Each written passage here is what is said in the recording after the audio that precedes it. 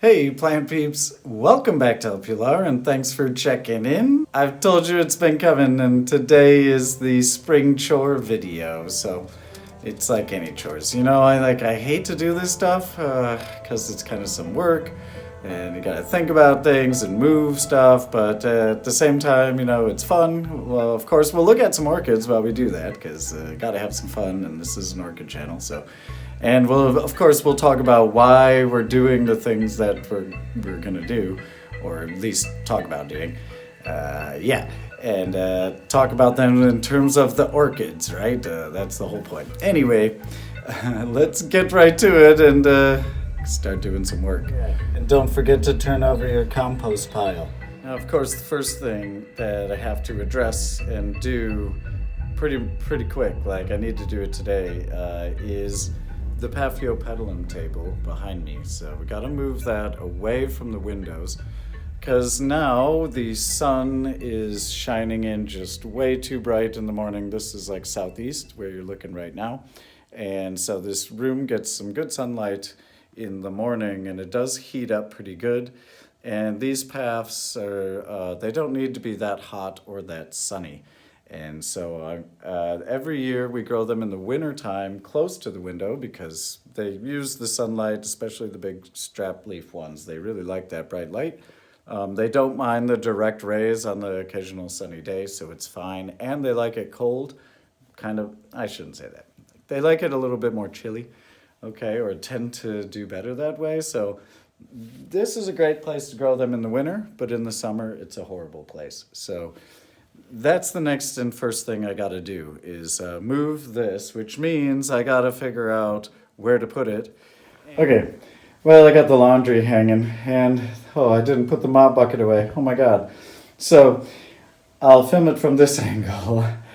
Anyway, yeah, I'm gonna move that table, I think, and put it where we've got the Phal gigantea on this table. And so the thing is, the Phal gigantea is really, every year we move it into a shadier spot. In the summertime, it goes shadier. And so we had it growing here where the Hoya is in the high chair. So we'll just move this over to here and then move the main path table, I think, to where that is at. To adjust, and then this gets really good airflow because the door is back out that way. So we have that door pretty much open all the time in the summer and we get a nice little breeze. And of course we'll have the window open here, propped open and venting. So it gets nice airflow, especially at this opening here. So that's good for all of those plants. And yeah, that'll be plenty of light for them. And then, of course, there's paths on this little stand, so I'm going to find a place for this somewhere else in the house and put the paths down low because then, yeah, this high up in the room, I don't want them getting that hot. We have to work every microclimate we can get, yeah. And then, of course, these guys are going to move away from the window. This path needs to move. And the Shunkiana, that's going to be too much sun, I think, even with this little box in front of it, and it'll get too hot there, that close to the window. Cacti will stay. And talking about light, so then the next chore I need to tackle are these two little plant cabinets. So these are the only kind of environmental modifications that we do here at El Pilar. And now that the sun is again coming into this room through that window, it lights up the top two shelves here completely with sunlight. And we had the lights on this, they're on a timer. We had them set to like increasing from 12 hours in the winter, and we've slowly been inching it up a couple times. Now we're at like 13 and a half hours. And what I just did actually like 2 days ago was I switched the lights to go on at like 6:30 in the morning, and then they go till 8:30 in the morning. And that's when the sun starts beaming in, so the lights shut off. And then around 1 o'clock in the afternoon, the lights come back. I actually have it set for 1 o'clock in the afternoon. And then the lights come back on now, and they go until like, well, I don't know, I have it set to like 9 o'clock at night. And here in Germany, we're so high latitude, it's light out until like almost 10 in peak summer. So that's fine to have the lights on that late. And then, yeah, after July, August, I'll start cutting it back again, right, in the evening. So that's like the light cycle thing. I gotta adjust this.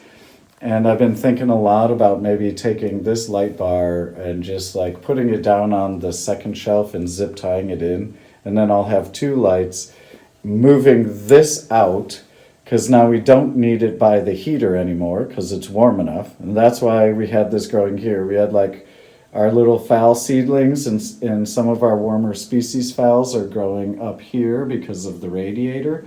So that's like the most heat that we can give them and light in the wintertime. But now this can go because I don't really need it for summertime growing. So I think what I'm going to do is move this one actually out to a shady spot in the other room, and then run the lights, and then in the winter readjust the lights and just grow some paths up here, which don't really need that extra light bar. They get enough, I guess, ambient light.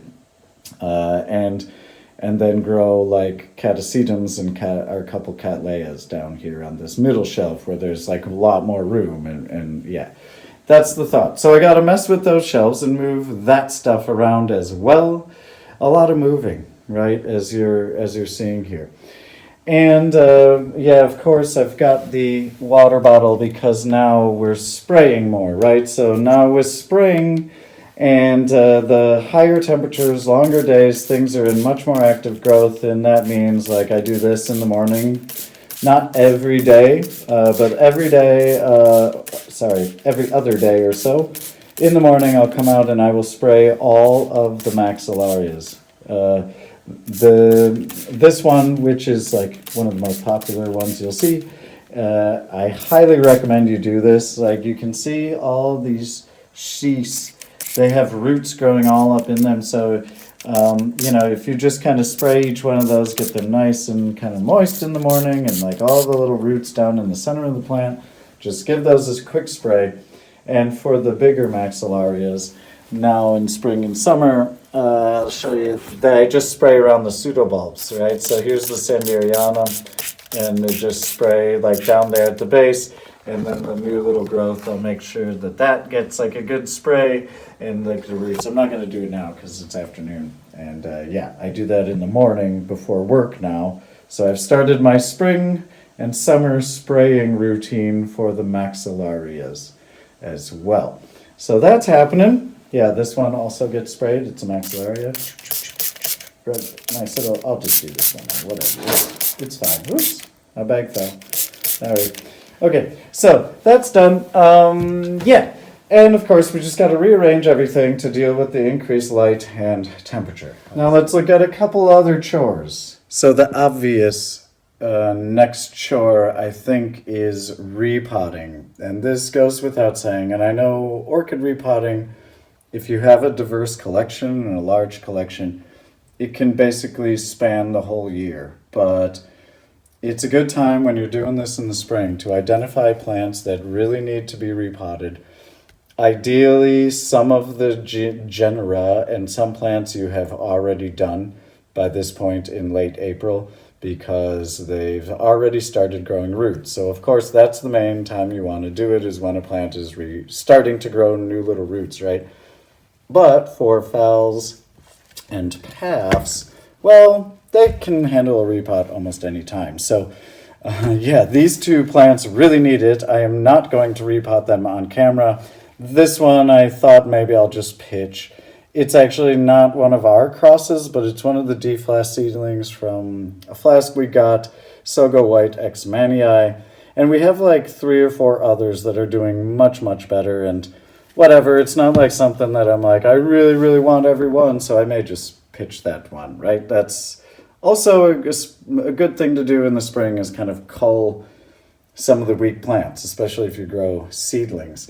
And that brings me to kind of the next spring chore, to make sure that you have appropriate potting material, which I do not, because I'm a bad plant grower. And of course, I don't have enough pots. This is actually a pot I do want to use. This is intentional that I've kept this yogurt tin because It's going to be semi-hydroponics for this Charlesworthii. This is Paphiopedilum charlesworthii, and it grows in semi-hydroponics. And so definitely want to put this one in a slightly larger pot, give it a little bit more room for its feet, and I think that will encourage it to bloom. And I think I want to give it a little shot of CalMag too, so it's looking a little light on the thing, but again, this was on the PAF table. Up until this morning, this was grown on that PAF table right by the window, and so the increased light and temperatures in the last couple weeks, I've really noticed this is greening up, right? And I don't want that. So it's time to take some action. It's past time to take action. So repot happening, spring PSA, get your pots, media, everything in order for the next year. Fertilizers, right? Thankfully, we already did order our fertilizer for the summer because I don't really fertilize much in winter, if at all. Anyway. Let's look at a couple things also happening now with spring. All right, I got the shades on because, we're going outside. This is what spring is all about, right? In summer, getting out in the garden, enjoying it. And yes, we are lucky enough to have an outdoor space. And so if you have an outdoor space and you aren't growing your orchids outside in the summertime, I mean, that's a decision you have to make. Maybe they could use it, maybe not. I'll say right now, we do not grow any Phalaenopsis or Paphiopedilums outside in the summertime. And only a few of our maxillarias do we actually grow out there. But for a lot of our other orchids, random genera we grow them outside. And so that means now transitioning. So let's look at where we grow them. And, already, I showed you in the last video, but succulents are full-time outside already. I got my garden shoes on, ready to go outside, water and stuff. But the succulents are already outside, cacti and stuff. Anyways, let's just pause.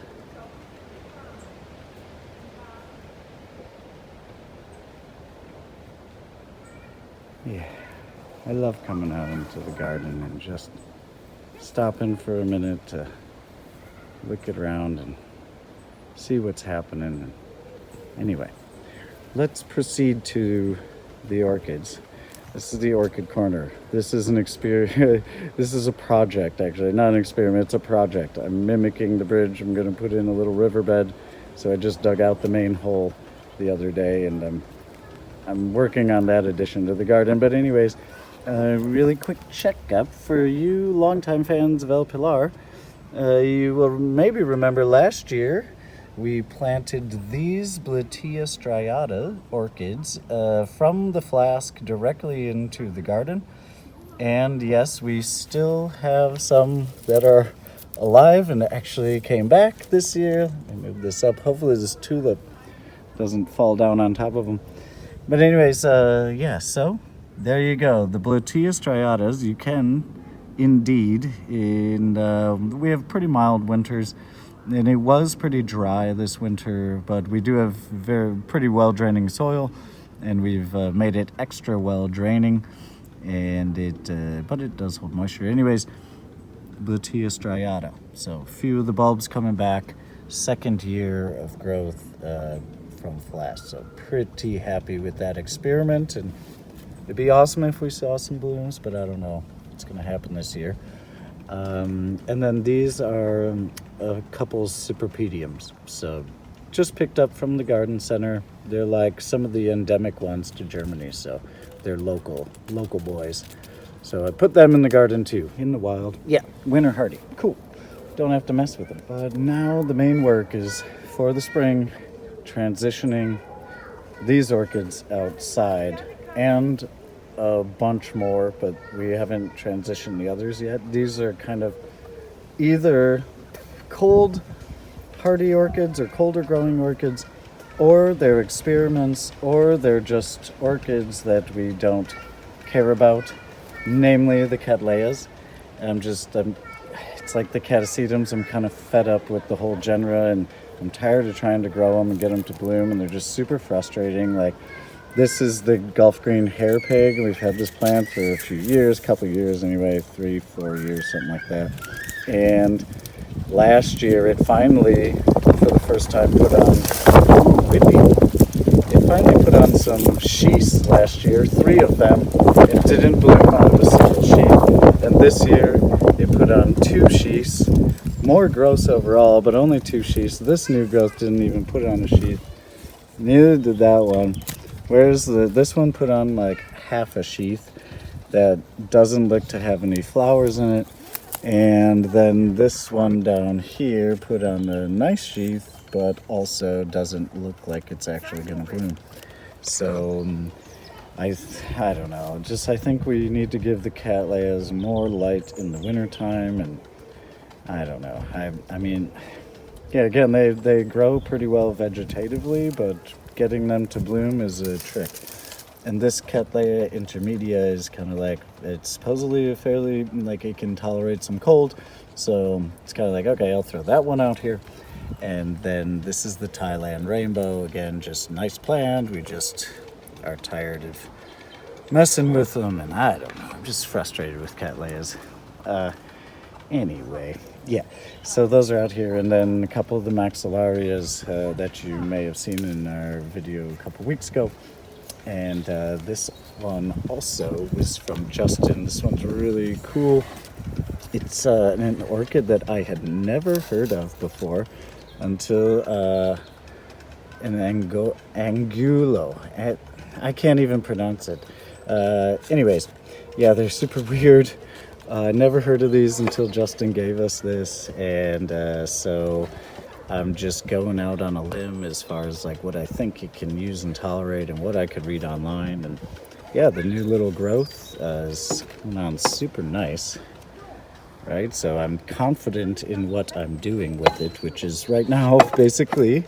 So what are we doing with these with spring chores? Well, every day I'm looking at the weather, and if the weather's nice and it's going to be, you know, sunny and up to 20 degrees C, which is, I guess, I don't know, I should have looked up the temperatures, dang it. 65 maybe? I'll put it on the screen. It's 20 C, you know, but it's not like super warm yet and super hot summer, but it's definitely warm and sunny. So every day if it's warm and sunny, I take them out. And then I try to take them in at night because our temperatures were getting down to like 4 C, which is, you know, in the low 40s at night. So that was, I thought, too cold for them. So I was taking them out in the day and then bringing them back in at night. And now for the last 2 nights, we've had temps down to like 8, 9. And then actually in the garden, it feels a little bit warmer. They're kind of protected over here and stuff.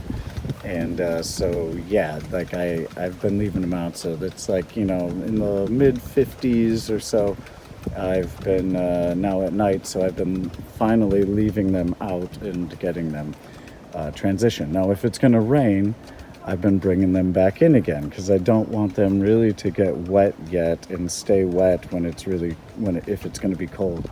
So I'm kind of controlling the watering and still just watering like once a week on our winter schedule. And for a couple of them, if they look really dry, I'm giving them like an extra little shot of water during the week because there's a lot more wind, and obviously they get morning sun here, and with all the extra air movement, they dry out now quite a bit faster. And the maxis, you know, they kind of got to stay not totally wet, but I try to keep those guys on the moisture side, right? So it means a little bit more work now in this transition spring period, but I think it's worth it to get them off on the right step. And we've gone through, you may have seen our videos of us, me whining about me killing the catasetums because I didn't transition them right. So yeah, that's happening. Yeah, and I'm such a lame-o. Another spring chores to fix the fence. I gotta put the stupid thing back. I blew down and I just... But now it's nice and I just want to get on the bike. Yeah, and you know, speaking of spring chores, one thing that we need to do now is kind of keep an eye on the watering. Some of the orchids we have to water more, which that's why I'm kind of came back to this guy because, you know, it's so young and I think fragile, but it looks pretty good, and we've only been watering it a couple times. So I think often the tendency is to, once, you know, the days get a bit longer and the temps kind of warm up, like I always get all eager and I'm like, water, water, water. And I don't think that's necessarily good. So I'm trying to hold off on some of the watering.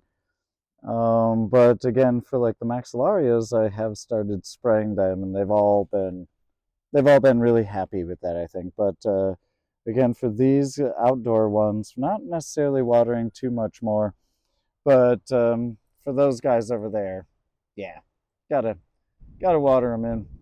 So, anyways, God, that fence is bugging me. So thanks for checking in, guys. Hope you're having a great spring or late winter or summer, early summer. If you're down in Florida, wherever you're at, just stick together and stay focused. And check back in to El Pilar soon, and we'll give you some more updates as we go through the spring, summer here. Hope you guys are having a good one. See you soon.